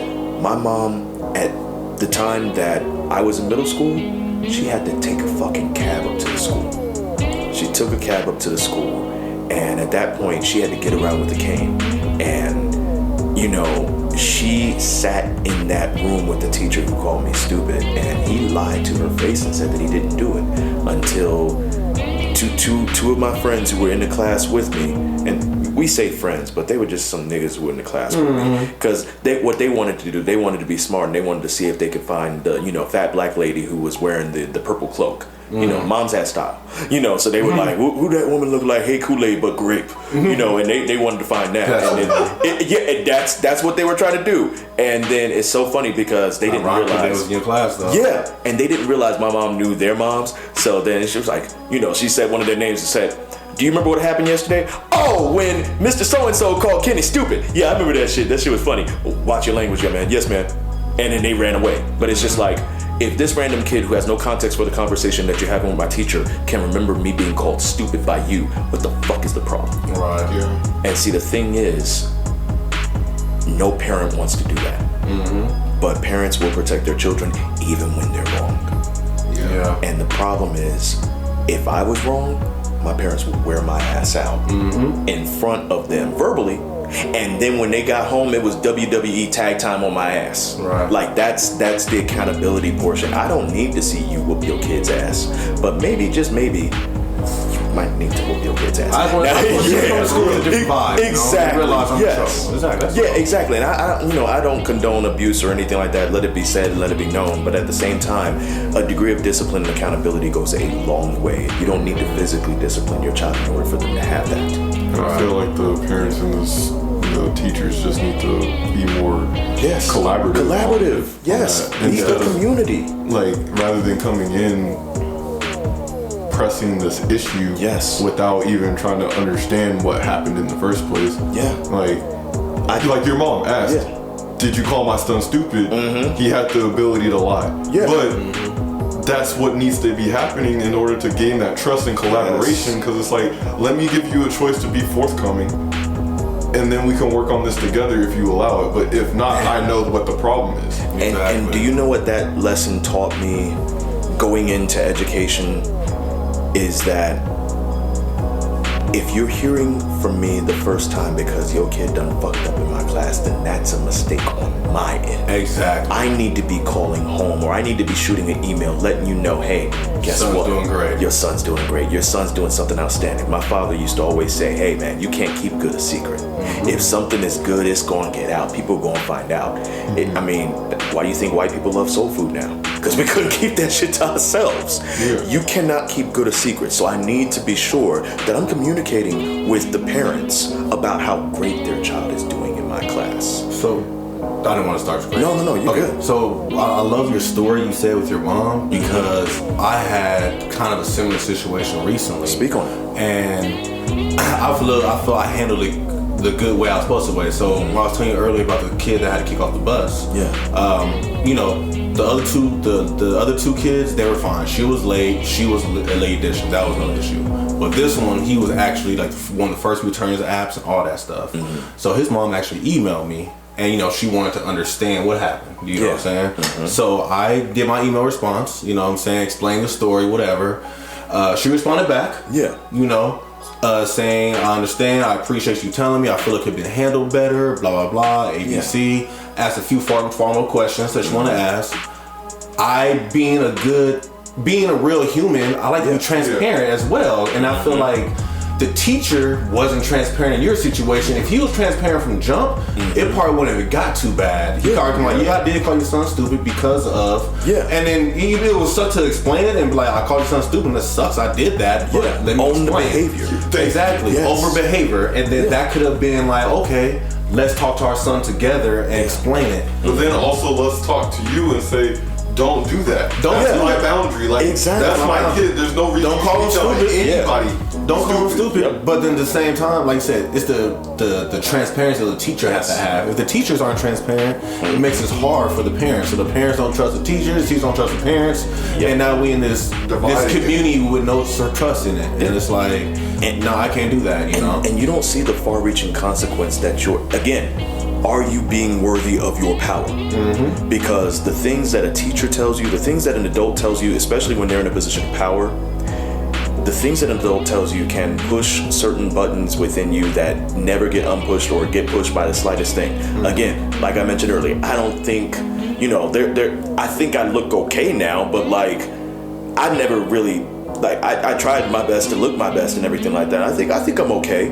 But the thing that I take pride in and the thing that is like my biggest button is my intellect. Mm-hmm. So again, when I show up at trivia and I play by myself, it is because there's a part of me that says, oh, I know you got 6 people on your team and I'm gonna dominate every one of you motherfuckers. Mm-hmm. Because that's my button. That is my shit. You know that and you want to test it. Exactly. And this is a healthy way. And I could do some other shit that, I'm like, I don't really know, but I'm like, this spirit of competition, this spirit of testing myself and pushing myself and testing my limits, I don't know that I would be as competitive with this or anything like that if he hadn't called me that. Exactly. I don't know for sure. And I want to believe that I might have been because I find it to be fun. But there's also part of me like, yeah, dick on the table, what you gonna do with it? It's just like there is that part of me that's hyper competitive because of that. And it's just like, don't you ever fucking think I'm stupid. Exactly, it's a driving force. It is a driving force. My boss said, don't ever insult my intelligence. There you go. That's exactly it. I'm like, you can call me ugly till we blue in the face. You can say you can't dance, you can't play basketball, you this, you that, you got small ears. I'm like, yeah, I do. Oh, that's true. Okay. And you're stupid. I'm like, to the death. Right. It's exactly. Right. I'm like, I am going to dominate you. You guys ever read Ender's Game? Ender's Game? Ender's Game. I think I watched the movie. Yeah, so the movie's just good. That scene in the shower where the bully comes and challenges him. Mm-hmm. It's described in the book as Ender needed to beat him so badly that he would never even anticipate revenge as an adequate response. Uh-huh. He would never even think of revenge that he got that ass beat so badly. That's me with trivia. I need to dominate you. I need to dominate you to a point that you don't even think revenge is a possibility. And so I know that there's something in all of us where we get pushed to that point where it's just like, oh no, you have to learn. You have to learn a permanent, life-changing lesson. Like, it's gonna be me, circa, right the fuck now, and then the rest of your life. I am your battle of Yavin. You know, I am the blip. Whatever little, thing, that little moment in time where your world changed, you should not have fucked with me. Right. And that's the thing. And so I literally have to take that and try to do something positive with it. So I try to tell my kids, I'm like, look, I want you to be an intellectual. I want you to be intellectually dangerous. And I like literally my pen name in high school, when I was the editor of the high school newspaper, my sign off would be the intellectual brute. And that is literally how I operate to this day. It's just like, I am intellectually brutal. I want to dominate you in a way that you don't ever think you could recover from this. Right. But still be better. You'll never be as good as me. That's beautiful. It's problematic. It's psychologically dangerous. It's not though. But it's not. Though. But you need to have that. Force. It is a driving force. Yeah, absolutely. And I said, I want that for my kids. Yeah. So I want you to be so strong that you are fearless. So I mean, and I as you're saying that, I truly understand it. Because, and then we're gonna start to wrap it up. Sorry. I'm good. But as you say that, I understand it because for me, so John Maxwell always says, I don't even listen to John Maxwell. John Maxwell always says, the way to find your purpose in life. What makes you happy? What makes you sad? What do you sing about? You know what I'm saying? Or what do you dream about? Sorry. So what makes you sing? What makes you cry? What do you dream about?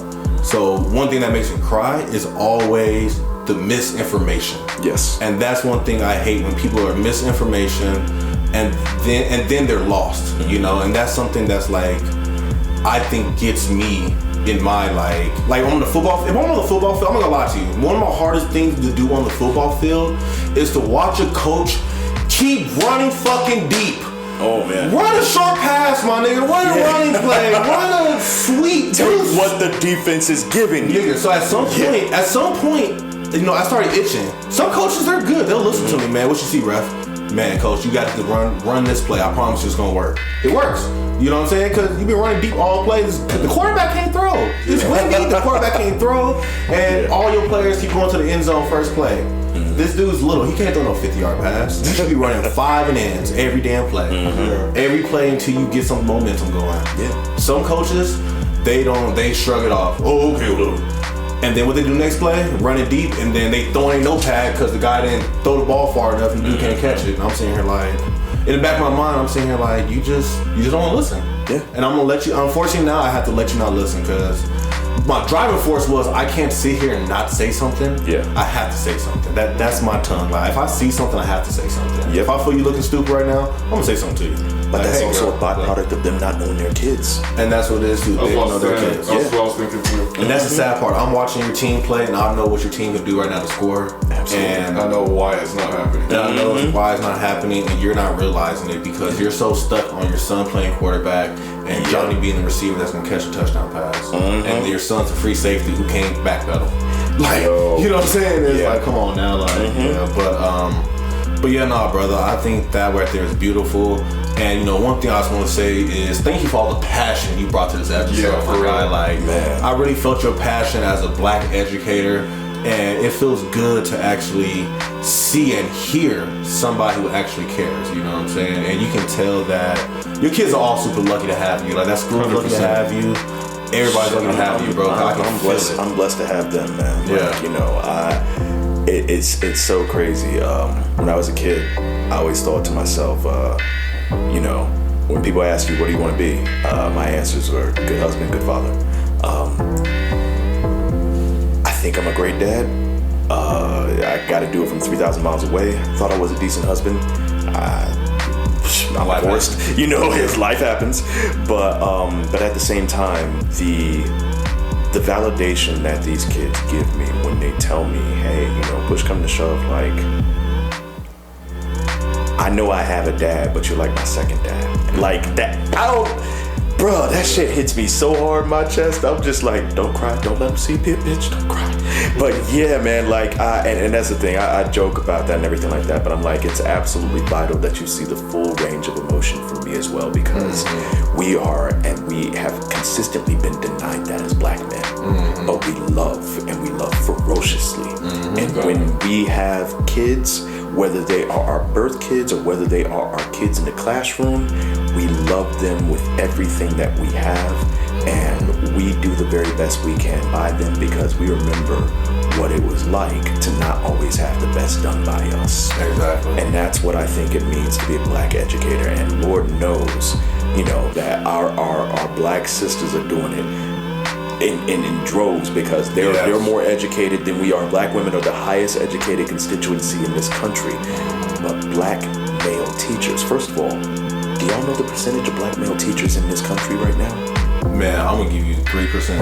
Ooh. Too high? Lower. Oh Yeah. shit. Yeah. And I'm going off the schools I'm at right now, so I'm going off like R.8. So a little bit higher than that. Right now it floats between 1.7 and 2.5 last I checked. Wow. Yeah. Wow. Which is nuts, which is to say that we are in very elite company. And it's not enough, but there are some amazing brothers out there that are doing this all over Las Vegas and doing it out in the district, you know, just different places in the country. I gotta shout out my brother who is up in Washington State right now, and he and his wife, they're in the doctoral program at Alabama. Okay. But yeah, soon to be Dr. Jeffrey Long and soon to be Dr. Ashley Long, and they do amazing and outstanding work, and I'm inspired by so many great people that I've encountered in my, you know, journey in education. And you get all these advocates that you don't even necessarily know you have, you know, and I could shout out a bunch of different people who've just kind of helped shape me into the educator I am. And the hope is that I don't know where all these kids are going to end up, but the hope is that wherever they end up, we've given them the tools to survive and do more than that, to thrive, to live, to succeed, to do well, to do good, even if they never achieve what they believe to be greatness, because as we said earlier, that good adds up. That good adds up to great, and you cannot truly be great without being good first. Exactly. Amen to that one, bro. Thank you for those words. Of course. Yes. Yeah. I think that was beautiful right there. That was beautiful. your whole podcast is So, oh my God. Thank y'all. I'll be back anytime y'all want me. Yes. So what we're gonna do is go to our end game, and then the way we end the podcast, we like to ask our guests 2 questions. Okay. So the first question is, where are you still swimming to when it comes to your teaching career right now? When I say still swimming to, always look at it as, we're on an island. Mm-hmm. We're always swimming to a new goal. We get to that goal. Yes, I'm here, but I know I got another island to get to. There's always a mountain to climb. There's always a race to run. You know, there's always a journey to keep going at. So where are you still swimming to when it comes to being an educator? Bro, I'll tell you the truth. I'm still trying to figure out exactly what my end game is. You know, I write outside of school and everything like that. And I teach some stuff at the college level. I teach multicultural education on occasions at UNLV. Okay. I've done some stuff with RBDP as well. And you know, I'm really blessed with these opportunities. And so sometimes I think to myself, do I want to teach at the higher education level? And sometimes I'm like, yeah, I think I could do that. But the truth of the matter is, I don't think I'm done at the high school level yet. And I don't know for sure. I've got some people, shout out Dr. John Anzalone, who's a longtime mentor and friend of mine. He told me I have the temperament for admin, but I see good admin at my school. Shout out to, Jessica Lovell, who's our school's principal, and, amazing people like Sarah Smith and Crystal Collins and Delisha White and Jamie Galloway, and, just so many amazing admin who do what they do with love and care and compassion. Right. But I see a lot of what they do, and I think to myself, even though they impact the kids in a lot of amazing and outstanding ways, I don't know that I could do so indirectly as often as they do. So I don't necessarily know where I'm going just yet. I'm just trying to keep refining and improving what I'm currently doing in the here and now. Okay. Because I don't know where it's all going. I just know I love being in the classroom. I love making that immediate impact and being able to, help the kids out as much as I possibly can in there. And I know we got to get to your second question because I'm a verbose motherfucker. No, you're good. I'm sorry. I love what you said. I was just gonna say you're still trying to find your great within your good. Exactly. Yeah, exactly. Yeah. And so right now, my number one thing is Hippocratic Oath. First, do no harm. Don't hurt a kid. and my thing is right now, for the first time in my career, I don't like a kid. And it makes me feel icky. It makes me feel horrible that I have not found the thing that makes me connect with this one particular student yet. And I don't like that feeling. And I believe that, care takes effort, as does hate. It all takes effort. And, I want to do right by this kid. I'm still struggling with it though. And I feel like once I figure that out, that right now is my main thing. Help this kid. Help this kid. Because right now, I'm fucking stumped. I don't get it. And that's the thing. I'm just like, we're going to have those times. We're going to have those struggles. I just haven't encountered it yet in my career. But now it's here. And now I've got to face down that mountain in front of me. And it's fucking Everest right now. I'm telling you, it's Everest. But I got to climb. I love to hear it because you're now being challenged again. And all it's going to do is make you grow even better, bro. Yeah. So, exactly. Just me thinking and looking at you as you was talking and stuff, you never thought about being a principal? I've given or a VP or something. More of a VP because a VP you'd be more interpersonal. Yeah. Compared to a principal, you'd be too high. But a vice principal, though, I feel like you can be like a great VP, bro. I've given it some thought, and the truth of the matter is, I don't necessarily know. I get a little bit of what they do, but I don't know until we're until I'm in it. Just to me, it seems like even that wouldn't. I'm not trying to say this to stop you if bro, this speak does your come truth. out, Speak your but truth, man. I feel from just this conversation alone, I don't think that would be the position for you. No. At least now, because just with how passionate you. And that's what it is. He's passionate for the kids, and that's why I said VP. Because I was like, principal's too high, but vice principal though, you still almost in the trenches. You still have to do executive stuff, but their faces seen more. They're on campus more. I've seen what a lot of our APs do at Vista, and the truth of the matter is, they're out there daily with the kids, making sure and building those relationships. Again, shout out to Jamie Galloway and Oscar Padilla, who are up in our discipline office, and they do outstanding work with the kids, and they do their very best to implement restorative justice practices and things like that. And let's keep it real. CCSD has thrown out restorative practices before, and it's been, I'm not going to sugarcoat it, it's been a bastardized version of what it actually is. And so for them to try and bring the real thing here and to advocate for the kids and actually put those things in place and to communicate or at least try to communicate with the teachers what's going on, which I think it's a work in progress. It's still building. So it's going to get better if we keep working that. Exactly. But the truth of the matter is, I don't know that I have the capacity right now in my career to do what they're doing. Right. I think honestly, before I even think about making a move, I want to hit that decade mark. I want to be in the classroom at least 10 years before I even think about moving on. And I feel that. And that's where I was like, for right now, I wouldn't even think about it because the amount of impact that you're making right now would be a detriment if you even went to a different position. And you said something earlier, man. Like, first of all, y'all some dope brothers, man. I love getting to, like I said, I said earlier, hiatus coyote. You don't make friends, you recognize them, and I recognize the greatness in you guys. So thank you so very much for having me be a part of this. Thank you. I'm gonna quote you yet again. I'm trying to master my good. Yeah. I'm just trying to master my good. Yeah. Nah, I feel that, bro. Yeah, you're gonna get there. Yeah, you got it. You got it, no question. And you had the mindset for it, and like you said, the friends thing. Like you said, when you came to the bar, first few times I was like, okay, this is only brother here.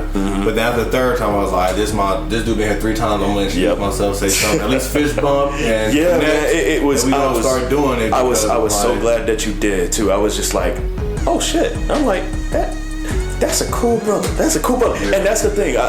Quoting Kanye, I quoted him to my students earlier. I said, yo, what y'all know about old Kanye? And one of my kids, he goes, I miss the old Kanye. I said, you want to lie for the old Kanye. I said, but I'm glad you know old Kanye.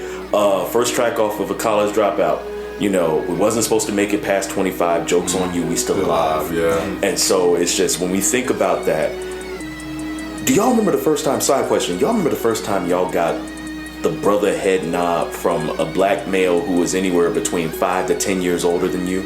Oh yeah. Do y'all remember how big your dick felt that day? Like, you just like, yo, oh my God, I'm doing this shit. It's just like, yo, nuts on the table. I feel like a grown-ass man now. Yeah. Exactly, and that's the thing. It's just, I'm sorry to put it in the most vulgar way possible, but it's just like, I felt like that acknowledgement of black masculinity and manhood and pride in that without having to, you know, have somebody who immediately just, because, you know, sometimes you stare at the wrong brother too long, something about to pop off. Yeah. But looking at a brother and immediately getting that respect, it's just like, holy shit, do I know that brother? I don't know that brother, but I'm gonna know that brother. And then they get you, and you get the nod, and it's just like, you know, like, you're just so happy when it happens. Yeah. And I think that expression, that's joy, of black boy joy becoming black man validation. That in itself, that's why y'all can't tell me shit about that, man. I'm just like, yo, no. Making it through the point of you are going to jail, or you are dying, or you are not going to be here because at this particular point, this is what the world says you are. Making it past that point and being all right and having your bills paid and having a roof over your head and just feeling as if I am not just surviving anymore, I'm actually living. God damn, I can't tell you how good that feels. And that's what I want for these young black boys, and that's what I want for these young black kids, just all of them.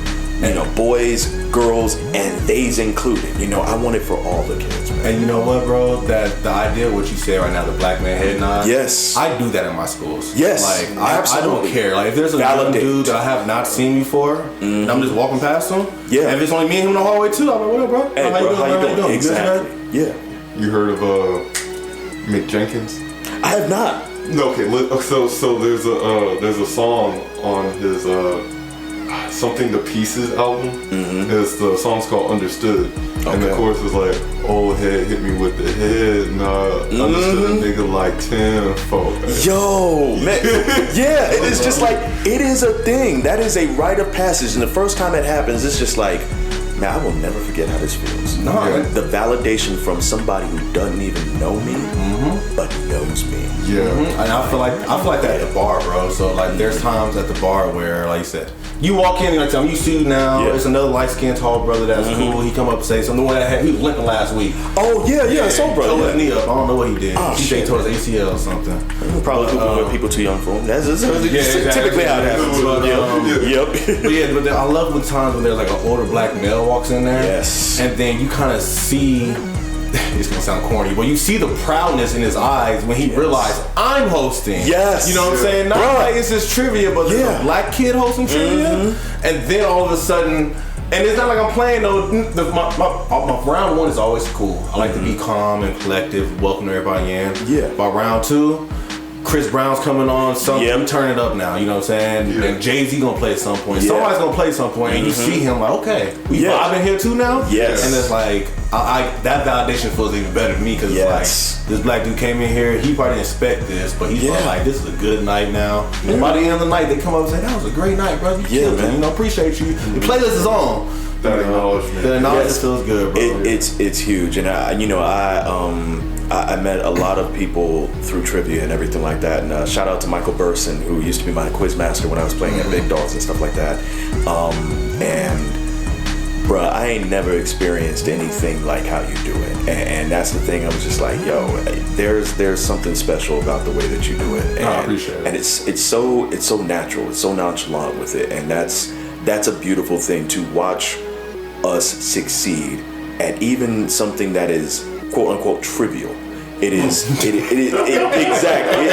It's still a beautiful thing. You know, no pun intended. It's a beautiful thing, and just having the kids realize and recognize, hey man, you know, find your greatness. Stop trying to ascribe everybody else's idea. Master your good, and then earn and find your greatness. Yeah. And bro, you're great. Exactly, bro. No, I appreciate that, bro. And it's funny too, because this one older white male told me up in there, he was like, he came out to trivia one night, like he was there, and then he ain't been back in like 4 months. He's not from here. He came back, and he was like, I came to this bar I told my friend from this bar on a Friday. He's like, that bar is boring as hell. There's nothing going on. And I was like, what you mean? I went there on Tuesday. It was cracking. And he was like, no. And then he was like, they come for you, bro. You the reason they come to trivia every Tuesday. You know what I'm saying? Like, people leaving other bars to come here because they hear this fun here. You know what I'm saying? This is you, bro. So man, I appreciate that, bro. Man, I ain't having a good time. My mindset is always, I'm gonna have fun and just enjoy the time. Yeah, I'm gonna vibe out. Y'all see by round 7, I'm singing to my damn self. Yep. And ain't nobody gotta talk to me. I'll be over here singing my damn self. So, yeah, bro. So my very last question for you for the day. You've done this all throughout the episode. So I'm gonna challenge you to say something you didn't say tonight. Is there a quote you would like to leave for us? We have all our guests leave us a quote. You dropped thousands of quotes already. So I want to ask you for a quote that you didn't say tonight that you think will wrap this whole bad boy up in a pretty bow this Christmas season. I'll give you a Kenneth Brown original. Especially since at this point I'm like, my book is coming out next year. R&D. It's going to be my first official publication by myself, and it's fiction. But I always tell my kids, you know, like I always ask them, I said, well, if you know these particular idioms, because they're like, you know, they're the generation of TLDR, too long didn't read. And, you know, even though I don't necessarily teach English anymore, I'm still an English teacher at heart. I believe in the power of the written word and reading and all that good stuff. And so I teach my kids, I'm like, yeah. I said, y'all don't read much, huh? They're like, nah, man, no, we TikTok. And I'm like, yeah, okay, that's all well and good. But I said, well, where do you think they get their knowledge from? Do you think they read? Because I'm pretty sure they read. And he's like, man, but you know, like, just I won't be reading important stuff. I said, here's the deal. I said, what is reading? First of all, what is this? What are we doing right now? We're communicating. I said, we're talking, right? I said, so what are words? Ways that we communicate. I said, okay, so cool. What is writing? Writing is writing your thoughts. I'm like, you can't use the word to define the word, but fuck it. Okay, we'll go with that. Okay, so I said, if this is that, I said, collected thoughts, collected everything. I said, that's what's in books, right? I said, so what is this? And they're like, it's knowledge. I said, okay, cool. And knowledge is power. I'm like, okay, congratulations. You've seen Schoolhouse Rock in your life. I said, so if knowledge is power, then why are you volunteering to be weak? Right. Woo! That's deep. Woo! Then they crack open a book.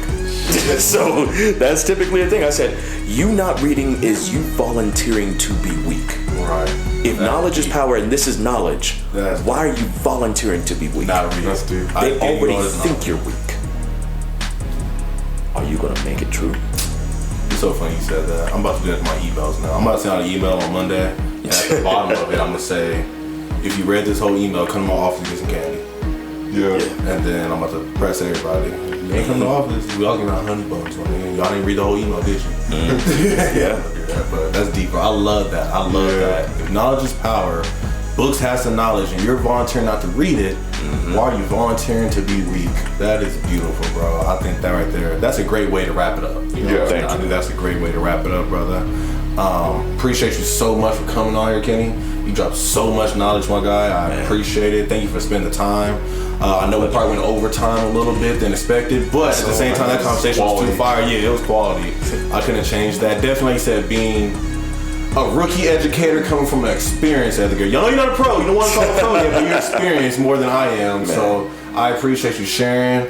I know our listeners learned something out there today, so we truly appreciate you so much, man. Thank you so much. Thank you so much for having me, bros. I appreciate both of you guys. Thank you so very much. We will be having you back, no question. I'll come back whenever y'all are ready. Because you got the vibe for sure. Yeah, you got the vibe, you got the knowledge. So, you know, might go a little bit off from school and go to another topic, but I got you, bro. Like I said, I'm a reverse ass motherfucker. I will talk about just about anything. So we make it work, good. bro. I appreciate that. Thank y'all so very much. Yes, sir. Mr. 1-3, Sir. appreciate you again for another episode, bro. Of course. Things are always doing good. Any new beats coming? I was thinking about dropping something, or not dropping, but starting something soon. Okay. But I did put out something about a couple weeks ago. Word, you produce? Oh yeah, I've been making beats man. for like the past 5-6 years. Okay, Since so 2018. all right, so shout out SV Beats. So remember I told you guys about my guy Shane Gibson? Mm-hmm. So Shane Gibson created a music production course at Sierra Vista. They start from scratch. Like we're talking about, melody theory and everything like that to producing and creating lyrics. So many of his students have actually gone on to different things. We have a student who is in his class and also performs for our choir at Sierra Vista. Shout out Jonathan Baltera and Susan Easter as well. And this young brother, Polynesian brother, he actually just got a golden ticket. And he's going on American Idol. What? Absolutely. And this is the product of those two programs working simpatico together. They do amazing stuff over at Sierra Vista. But that SV Beats program, dude, we would love to have you come in and talk. Like I will link you up with Shane. Like Shane is my brother. He's my workout partner. He is my brother that has gotten me through so very much here. He's my best friend, not just at the school, but just in life in general. And it's just. Man, oh man, like y'all would absolutely vibe. Okay, so yes. Let me know, please. Yeah, I'm down to kick it. Please, yes. I love it. That's beautiful, bro. Absolutely. Connections. Man. Yeah. Black actors, Dave. Black actors. together, Dave. Black actors. Absolutely. Yes, man. But so thank you all my listeners out there. We appreciate your time today. We hope you guys learned something. I know I did for sure. So if you didn't learn something, that's your loss. But hey, that's you. With all that being said, you already know you can reach out to us on Gmail, hit us on social media, follow us now. Our videos are on YouTube again, so please go make sure you check out the podcast on YouTube now. Was it JKS Podcast? I think it's Just Keep Swimming Podcast. Yeah, Just Keep Swimming Podcast. You already know what the vibe is. Y'all can find it on the main website. Check that out. With all that being said, hope you guys have a great day, a marvelous afternoon, a splendid evening, and remember to just keep swimming. Go ahead. Awesome. Just keep swimming. Yes, sir.